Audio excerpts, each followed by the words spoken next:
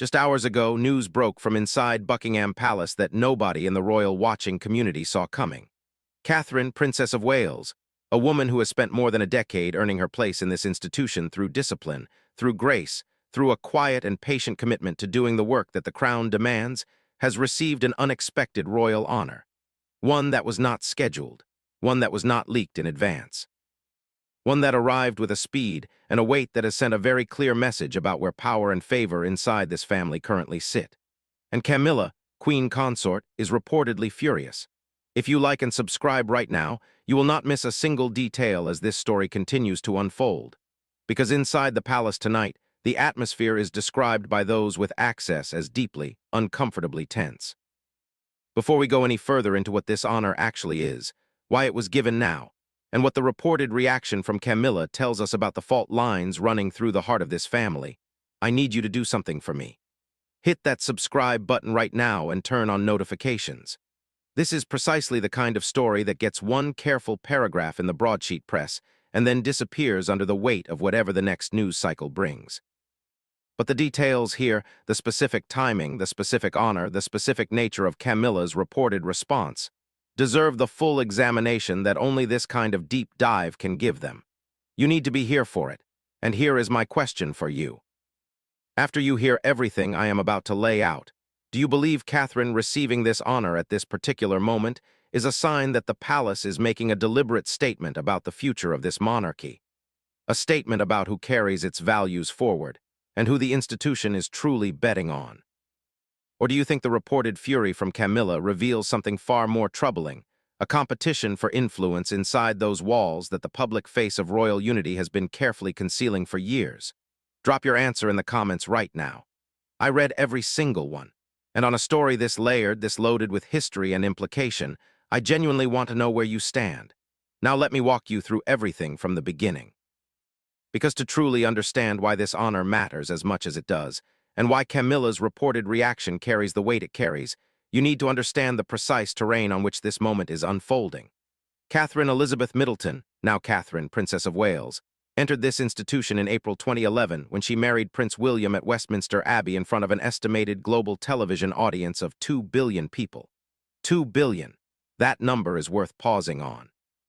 Because from the moment she stepped out of that car at Westminster Abbey in that Alexander McQueen gown, Catherine became one of the most watched women on the planet. And with that visibility came a level of scrutiny that very few human beings have ever been asked to endure. She was scrutinized for her clothes, for her weight, for her family background. For the years she spent with William before the engagement, years that certain sections of the press used to construct a narrative about her patience and her strategy that stripped her of agency and reduced her to a woman waiting. She was compared relentlessly and often unfairly to Diana. She was compared to Meghan.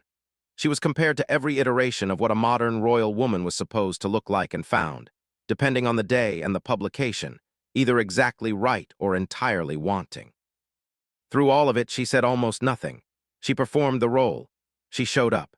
She smiled and she shook hands and she visited hospitals and she sat through ceremonies and she delivered speeches and she raised 3 children in the most scrutinized household in the world. And then she was diagnosed with cancer. And even in the most private and terrifying thing that can happen to a person, she handled the public dimension of it with a composure and a dignity that left people across the world genuinely moved. She came back, and now she has been honored, in a way that nobody anticipated, at a moment that nobody predicted, and the timing, as we are about to examine in considerable detail, is not accidental. Here is where it gets really interesting. The honor Catherine has received is the Royal Victorian Order.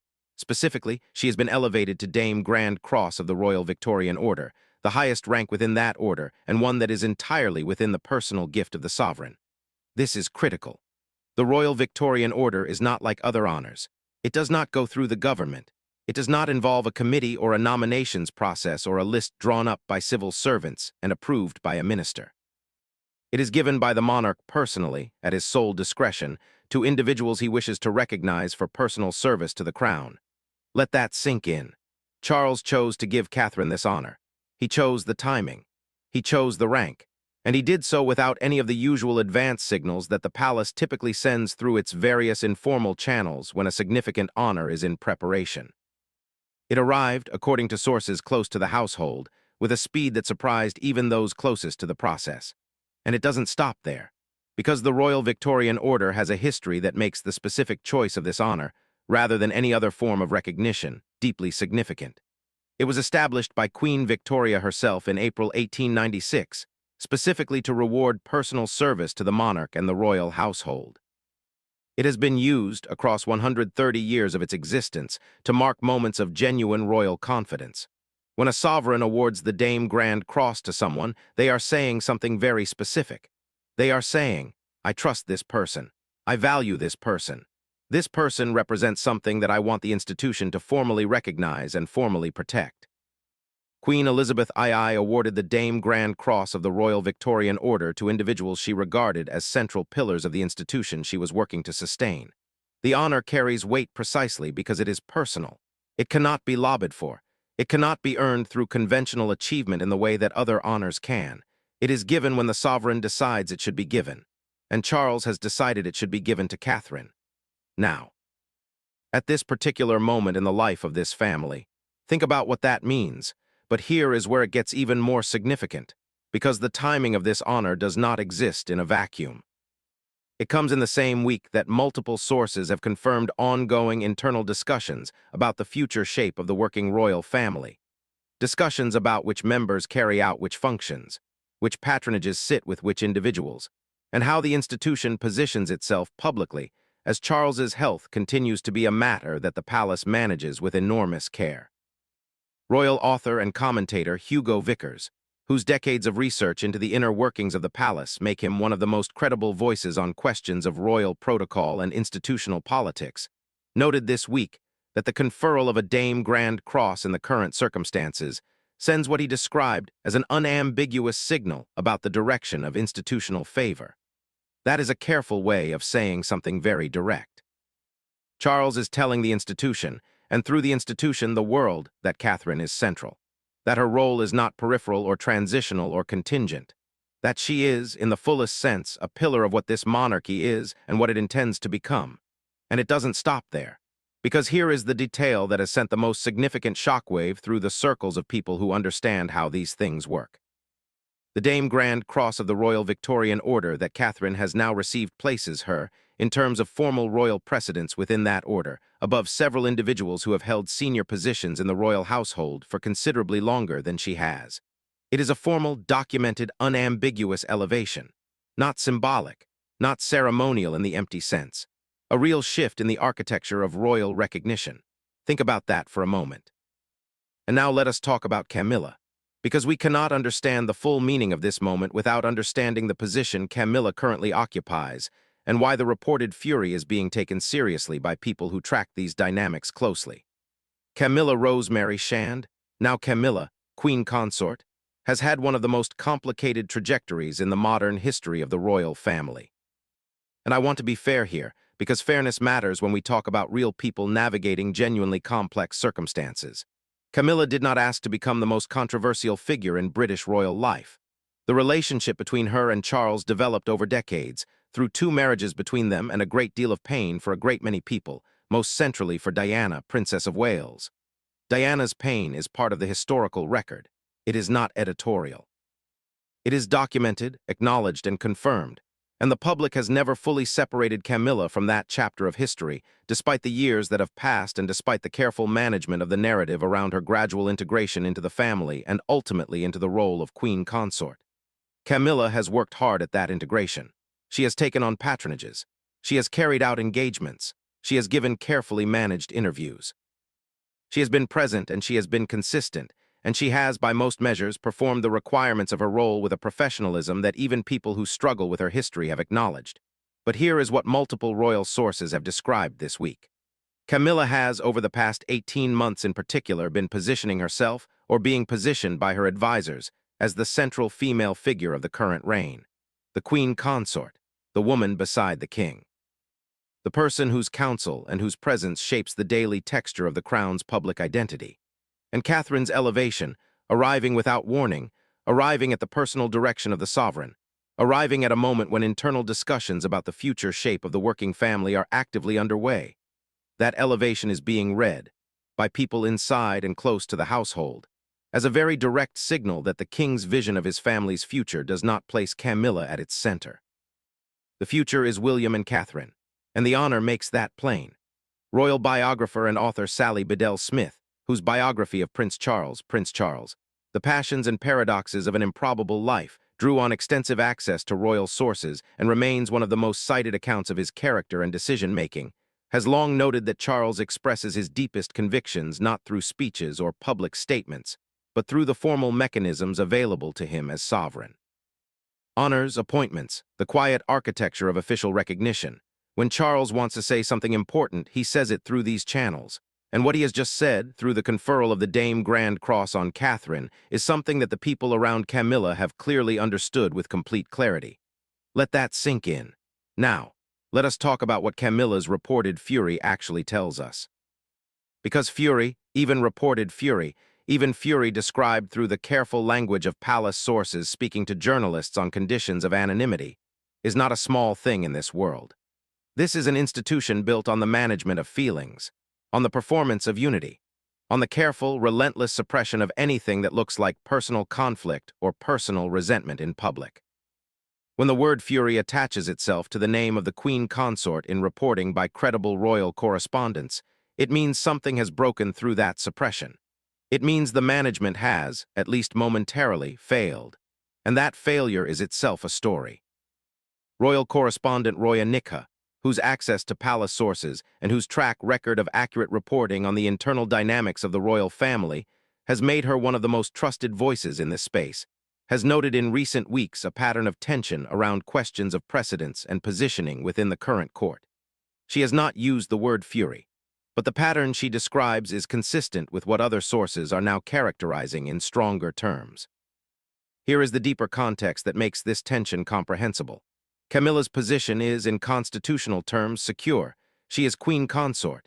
She holds that title by virtue of her marriage to the sovereign. Nothing about Catherine's honor changes that legal or constitutional reality. But royal life, as anyone who has studied it closely will tell you, is not primarily about legal or constitutional realities. It is about perception. It is about who is seen as central and who is seen as peripheral. It is about whose presence in a room changes the atmosphere and whose absence would be noticed and whose would not. And the conferral of the Dame Grand Cross on Catherine is, in the language of that world, a statement about centrality, about the future, about where the institution's emotional and symbolic weight is being placed as Charles's reign enters what may be its most consequential phase. But here is where it gets really interesting. Because Camilla's reported fury is not simply about personal wounded feelings if the sources are to be believed. It is about something more structural, something more concerning from her perspective than a rival receiving a prestigious honor. What Camilla reportedly understands, what her advisors have apparently made very clear to her in recent days, is that Catherine's elevation is not an isolated gesture. It is part of a pattern, the involvement in the royal warrant process. The growing evidence of Catherine's influence over formal institutional decisions. The king's consistent and documented willingness to incorporate Catherine's thinking and Catherine's priorities into the formal mechanisms of the crown. These are not coincidences. They are a direction, and that direction is one in which Catherine's role grows and deepens and becomes more formally embedded in the institution with every passing month. Think about what that means for the longer arc of this reign. There is a historical parallel that is worth examining here with some care. In the court of Queen Victoria, there existed for many years a complex and sometimes painful tension between Victoria herself and her daughter-in-law Alexandra, who would eventually become Queen Alexandra upon the death of Victoria and the accession of Edward VII. Victoria was not always generous in her recognition of Alexandra's qualities or her contributions. Alexandra, for her part, navigated the court with a patience and a grace that eventually, when the moment came, positioned her perfectly for the role she was always destined to fill. History remembers Alexandra well. History remembers her as a woman of genuine warmth and genuine public devotion who brought something to the crown that her predecessor had not always made room for. And history remembers Victoria's court tensions as exactly that, court tensions, important in their moment. Ultimately superseded by what came next. William and Catherine are what comes next. Royal constitutional historian and author Professor David Cannadine, whose work Ornamentalism, How the British Saw Their Empire remains essential reading on the relationship between the crown and public symbolism, has argued that the British monarchy has always been fundamentally a theater of meaning, and that the most important performances in that theater are not the grand ceremonial occasions, but the quiet, formal gestures through which the institution signals its values and its priorities to those who know how to read them. Catherine's Dame Grand Cross is one of those gestures. And Camilla's reported fury suggests that Camilla is reading it very clearly indeed. So what does this all mean for the future? Because this story is not simply about an honor given and a reaction provoked. It is about the shape of something larger. The British monarchy is in a period of genuine transition. Charles is king, and he is doing the work of kingship with what all credible accounts describe as seriousness and dedication.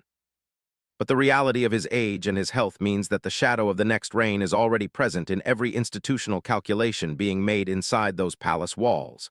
And the next reign is William's. And at the center of William's reign, by every signal the current king is sending, stands Catherine. In Australia, commentators who have long been skeptical of the crown's relevance are watching this moment with genuine interest. A monarchy that is visibly, formally investing in its next generation, that is elevating and empowering the woman who will be its next queen, is making a different argument about its future than one that appears to be running on tradition alone. In Canada, similar observations are being made. The question of whether the crown can remain meaningful to a modern nation is always partly a question about whether the people who embody it feel contemporary. Catherine feels contemporary.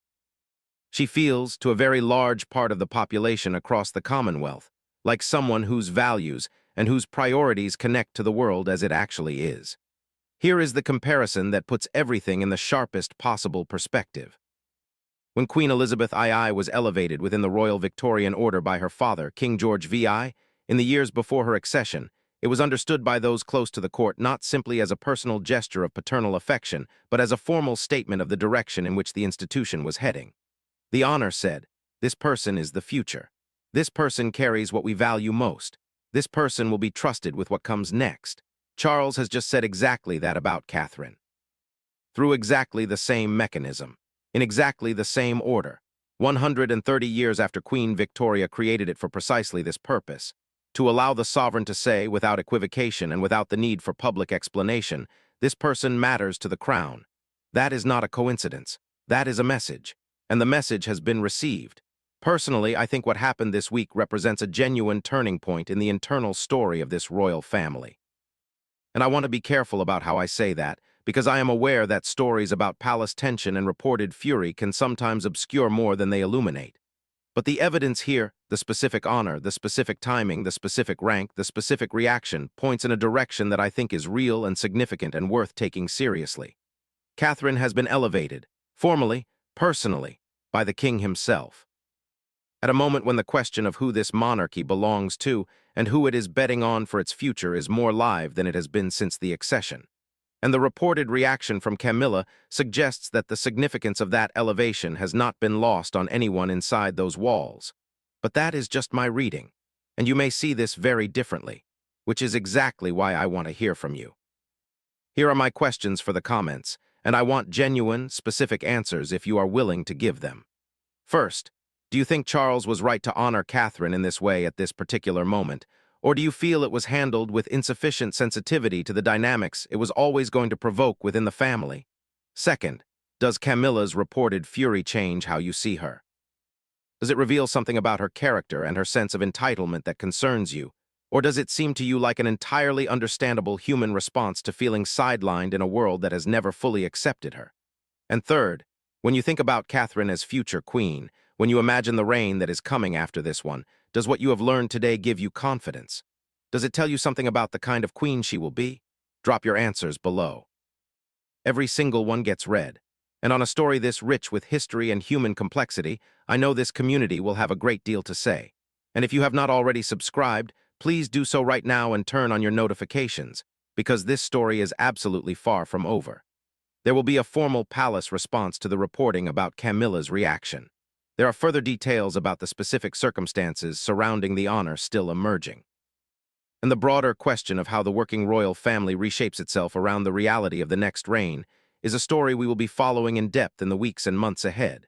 You do not want to be catching up after the fact. If this video gave you something real to think about, share it with someone who cares about the royal family, about the extraordinary women who have shaped the crown, and about what it looks like when an institution quietly but unmistakably decides where its future lies. Thanks for watching. I'll see you in the next one.